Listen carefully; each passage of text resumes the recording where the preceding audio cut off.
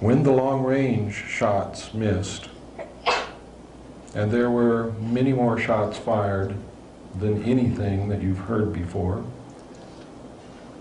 Kennedy was struck by a bullet in the back, which exited through his neck, or excuse me, was struck in the front of the neck, which exited through his back, I'm sorry. Governor Connolly was struck with 2 separate shots. Another shot hit the windshield of the vehicle and broke it, and you can see that in the films.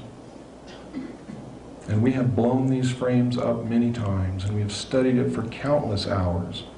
And we have put it together with the information that I saw in the documents, and we know exactly what happened. We know that Governor Connolly was carrying a gun. And when he was hit, he started yelling, "Oh my God, they're going to kill us all." And as he turned around in the blow-ups, you can clearly see him reach into his jacket and begin to take out a pistol. And then you lose sight of what happens with that pistol. It may have been the shot from his gun that hit the window, but we don't know that for sure. We do know that the passenger, Secret Service agent by the name of Kellerman, I call him Killerman, during the motorcade, when you blow the frames up, you can see him watching Kennedy through his rearview mirror on the right hand outside of the car. You can see it clearly. He's sitting there and his eyes are watching Kennedy in that rearview mirror the whole time. When Kennedy is struck in the throat, he watches for a few more seconds, then he turns around, he verifies it, he turns back to the front, he passes something to the driver, who is William Greer. They seem to converse for a second. He then goes back to his position. William Greer then glances. Then Kellerman leans over, takes the wheel. William Greer pulls, with his left hand, pulls up, and you can see it clearly. He pulls up a pistol, turns, and over his right shoulder, shoots Kennedy directly in the head.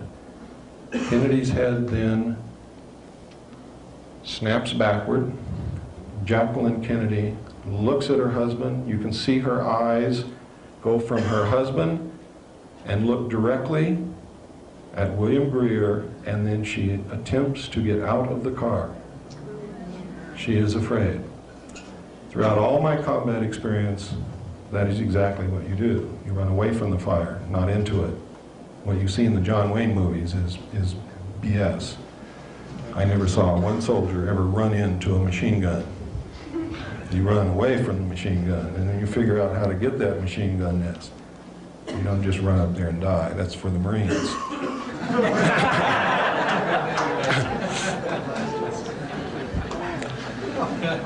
If there are any ex-Marines in the crowd, I certainly do not intend to slight you. The Marines are probably one of the bravest group of men that we have in this country. However, how they ever get the courage to get out of a small boat and run up on a beach and die so that someone else can run up behind them and lay down and use that body for cover, I will never, never know. But they do it, and that's to their credit, because we wouldn't be free if they didn't. But anyway, that's what prompted that remark. I've seen this happen, and it amazes me.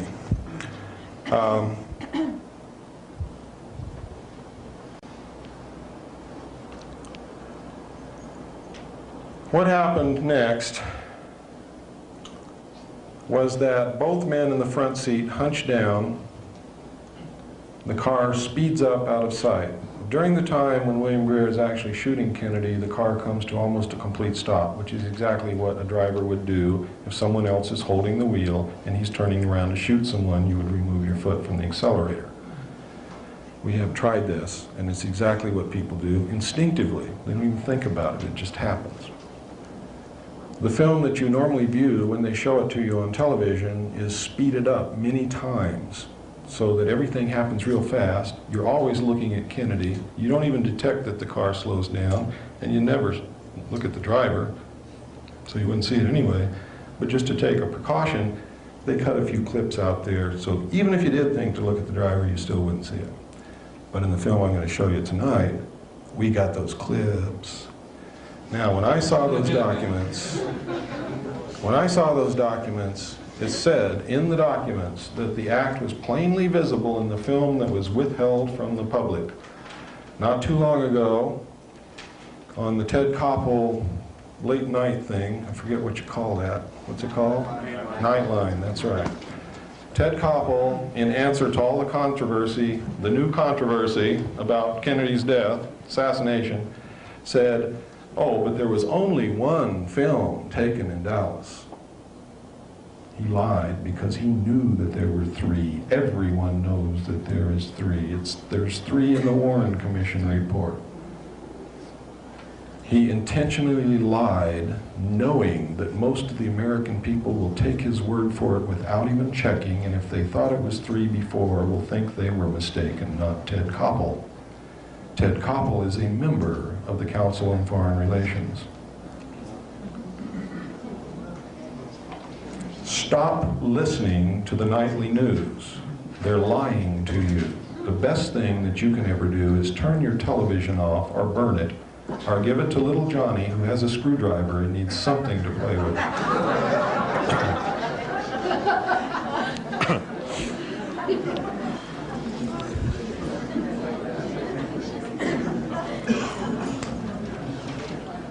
What happened next is they took the body to Parkland Hospital in Dallas.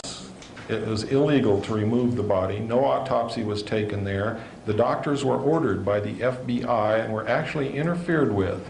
They were told not to attempt to determine the path of the projectiles through the body. They were told to get the body ready for shipment as quickly as possible when it was determined that they could not save Kennedy's life.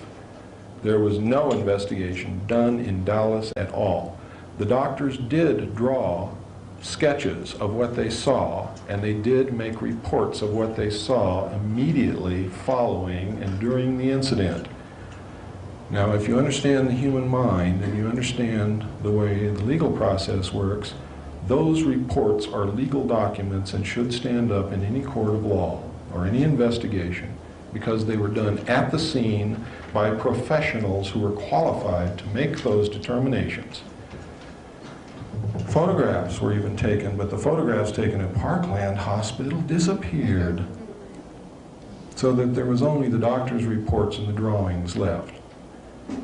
The body left Parkland Hospital in an ornate bronze casket, was taken to Washington, D.C.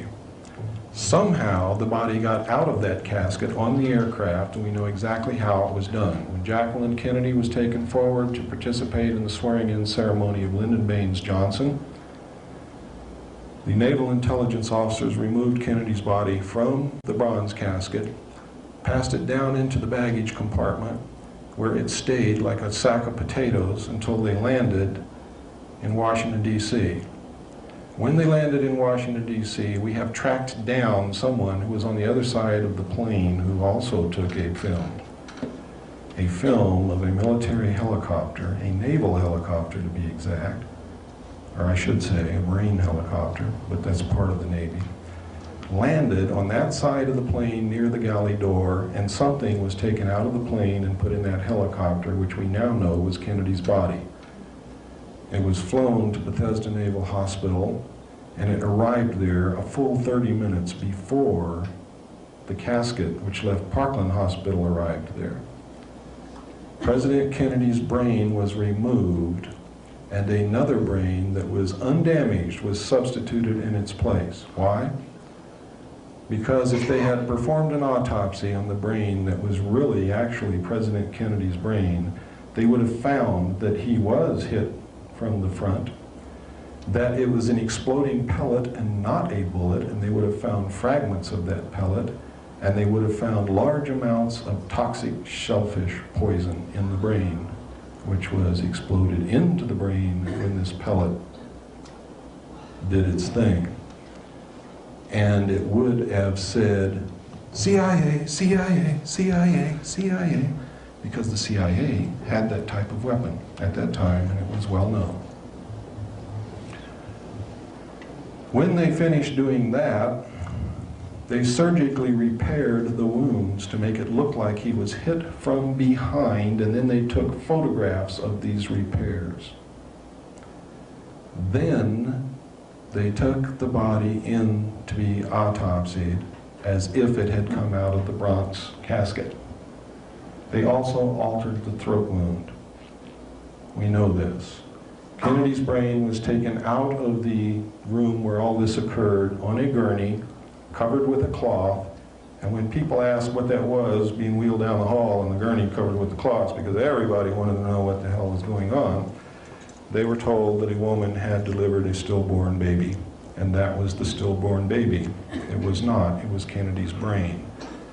Checking the records and doing thorough research, we have found out that there was no stillborn baby in Bethesda Naval Hospital on that day, or the day before, or the day after.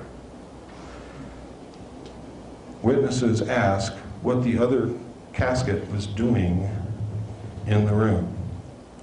They were told that an Army colonel had died and the casket was prepared for him because he had died that day and the family had requested a quick burial. Checking the records, an Army colonel had not died in that hospital. In fact, no one had died in that hospital that day, and an Army colonel had not died in that hospital for some time.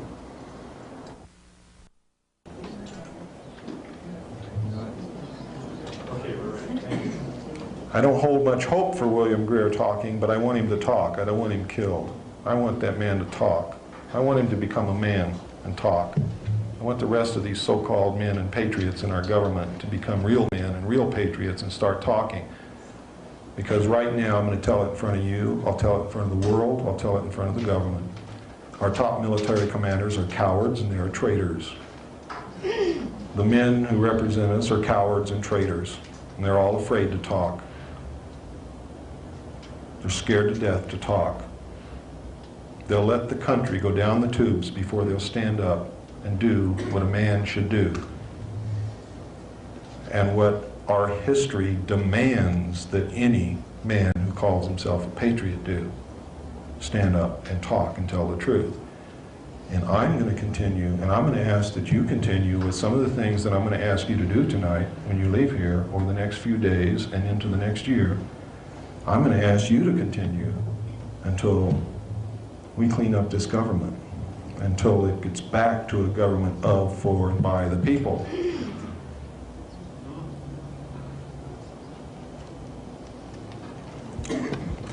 Now I'm going to show you the Kennedy assassination tape, and I want you to watch it very closely. And if you can't see it, we'll run it again.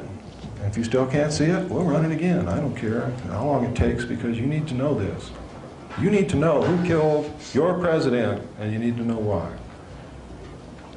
And you need to be incensed, you need to be outraged, you need to know that you have the power to do something about it, and then you've got to do it. You have to do it. And I'm going to give you this challenge. If you can't do it, you ought to go live in another country.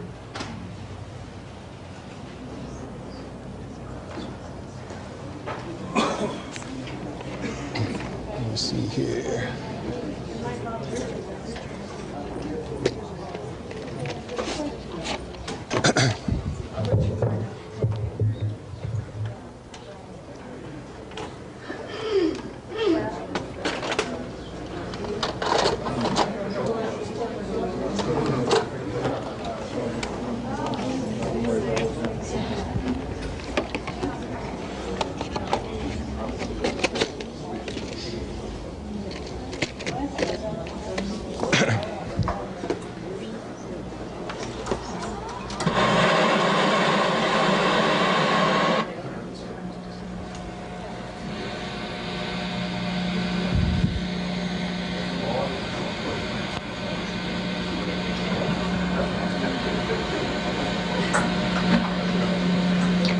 Nearly 25 years ago, the people of the United States and the world were shattered by the impact of an assassin's bullet upon the helpless, unsuspecting young President of the United States, John Fitzgerald Kennedy. Watch the driver, not Kennedy! Bullets has penetrated deeply into the body and soul of America, destroying the very lives of thousands and the heart and trust and political will of literally millions. may have been the shot from his gun that hit the window, but we don't know that for sure.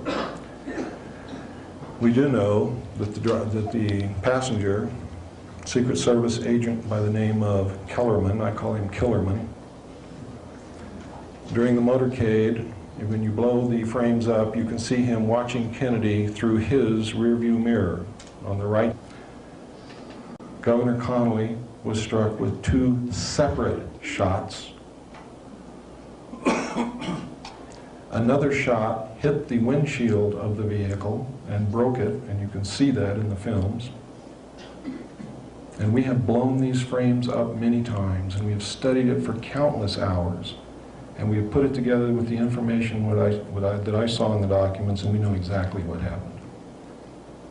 We know that Governor Connolly was carrying a gun. And when he was hit, he started yelling, "Oh my God, they're going to kill us all." And as he turned around in the blow-ups, you can clearly see him reach into his jacket and begin to take out a pistol. And then you lose sight of what happens with that pistol. Hand outside of the car. You can see it clearly. He's sitting there and his eyes are watching Kennedy in that rearview mirror the whole time. When Kennedy is struck in the throat, he watches for a few more seconds, then he turns around, he verifies it, he turns back to the front, he passes something when the long-range shots missed, and there were many more shots fired than anything that you've heard before. Kennedy was struck by a bullet in the back, which exited through his neck, or excuse me, was struck in the front of the neck, which exited through his back, I'm sorry.